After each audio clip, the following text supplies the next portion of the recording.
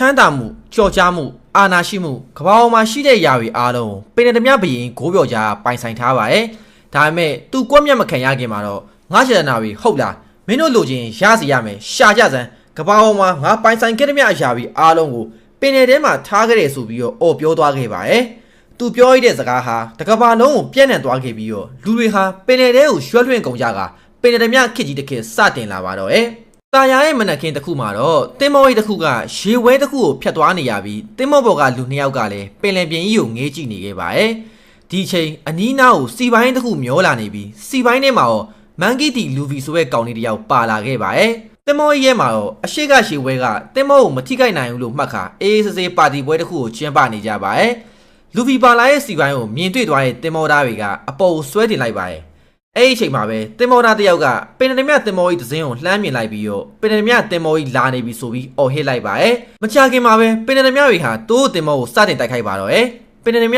ြခေါင်းဆောင်မိန်းမကြီးအဗီဒါကကော်ဖီဆိုတဲ့သူ့ရဲ့ပျော့ဖက်ဖက်တင်မော်သားလေးကိုဒီပင်လယ်ပြင်မှာအလှဆုံးကဘသူလဲလို့မေးလိုက်ပါရဲ့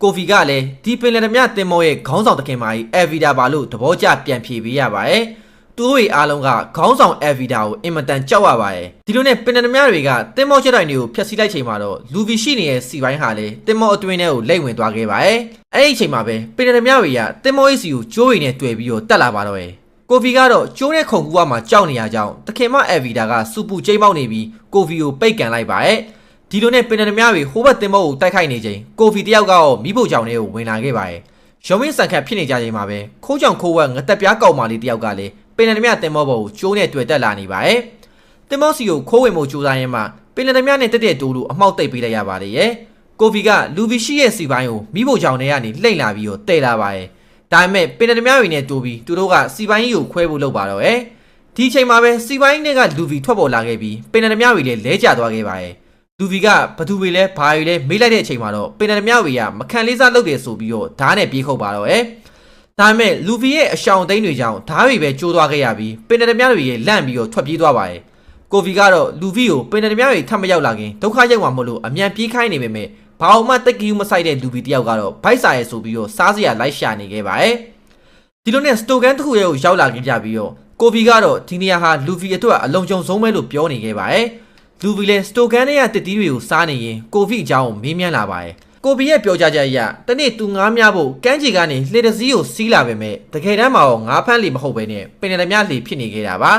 ါဒါနဲ့ပဲအဖမ်းခံလိုက်ရပြီး2နှစ်ကြာသည့်အထိပင်လယ်မြတင်မောပေါ်မှာခိုင်းပတ်လုပ်နေခဲ့ရပါ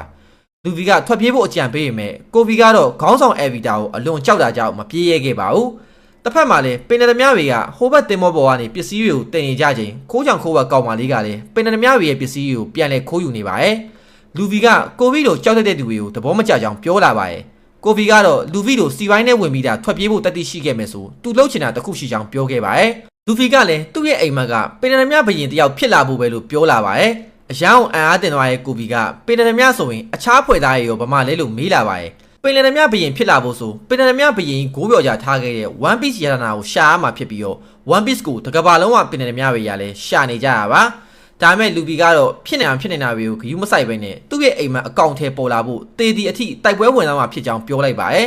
်ဒီစကားတွေကိုကြားလိုက်ရတဲ့ကိုဗီကသူ့မှာလည်းအိမ်မက်တစ်ခုရှိပြီးရှေးတက်ထဲဝင်ကပင်လယ်မြတွေကိုဖမ်းချင်တာဖြစ်ကြောင်းပြောလာပါတယ်ဒီလိုစကားတွေကောင်းနေကြတော့မှပဲတခင်မာကြီးအဗီဒါရောက်လာပါတော့ရဲ့ပင်လယ်မြတွေကလူဗီကိုဝိုင်းထားလိုက်ကြပြီးတော့အဗီဒါကကိုဗီကိုပင်လယ်ပြင်မှာဘသူအလှဆုံးလဲလို့ထပ်မေးလိုက်ပါတယ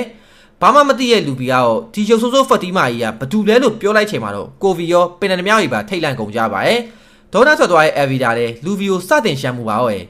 ပင်လယ်မြတွေကလည်းလူဗီကိုဝိုင်းတိုက်ခိုက်လာကြအောင်မလို့လူဗီတယောက်ကတော့သူ့ရဲ့ရောဘာစွမ်းကိုစတင်အသုံးပြုရပါပြီအားလုံးကလည်းအံ့အားတင်သွားကြပြီးတော့လူဗီကတော့သူဟာရောဘာလူသားပဲလို့ပြန်ပြောလိုက်ပါရဲ့အဗီဒါကနတ်ဆိုးတတီအစွမ်းကြောင့်ဆိုပါကိုရှိမ့်မိနေခဲ့ပြီးလူဗီကလည်းသူဟာဂိုမွန်နိုမီဆိုရဲ့ရောဘာအတီးကိုစားထားကြောင်းပြန်ပြောလာပါရဲ့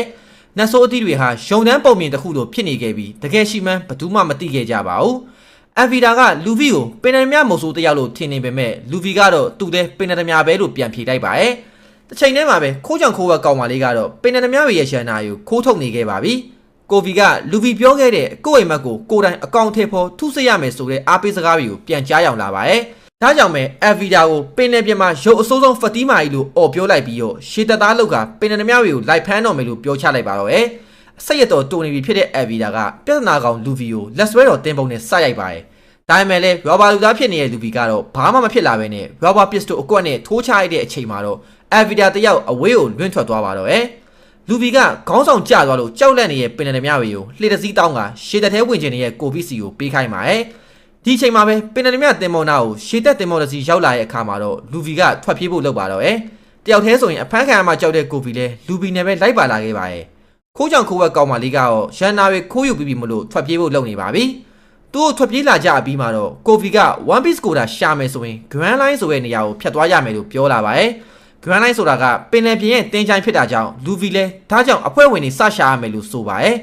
Avida ပြောခဲ့တဲ့ပင်လယ်သမားမုတ်ဆိုးဖြစ်သူဇိုယိုကိုအဖွဲ့ထဲခေါ်ခြင်းပဲမဲ့ကိုဗီရဲ့ပြောစကားအရဇိုယိုဟာလက်ရှိမှာရှေ့သက်စကန်တစ်ခုမှာဖမ်းခံနေရတာပါ